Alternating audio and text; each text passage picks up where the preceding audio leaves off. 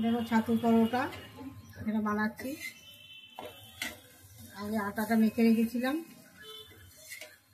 আর এদিকে ছাতুটাও মেখে নিয়েছি।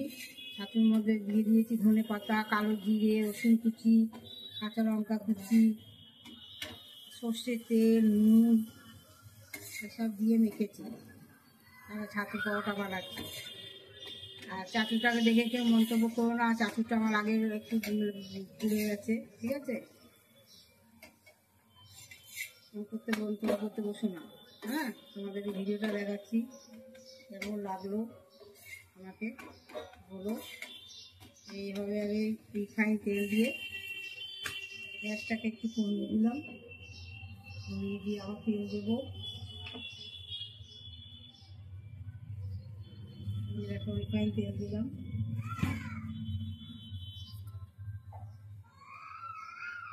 দিয়ে পরোটাটাকে ছেড়ে দিলাম এইভাবে। এটাকে অনেকে লিট্টিও বলে, আবার কেউ পরোটাও বলে, আবার অনেকে গোল গোল করে লিট্টি করে, তেলে ভেজে করে। ওটা তেলে ভেজে করে, কেউ উনুনে পুড়িয়ে নেয়। আমি এইভাবে করি, আমার এটাই সুবিধা হয়, খেতেও ভালো লাগে। কেউ সস দিয়ে খায়, এমনিও খাওয়া, শুধুও খাওয়া যায়।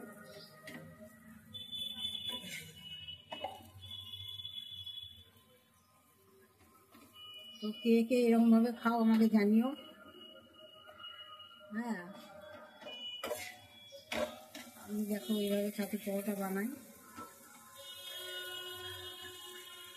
ফুলে যাবে, ভালো করে আটাটা মেখে নিয়েছি না, ভালো করে ভেজে নিতে হবে। কাঁচা থাকলে তো হবে না, কাঁচা থাকলে ভালো লাগে না।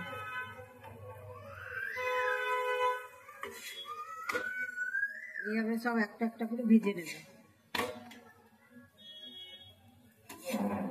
আজকের আমার জল খাবার এটা।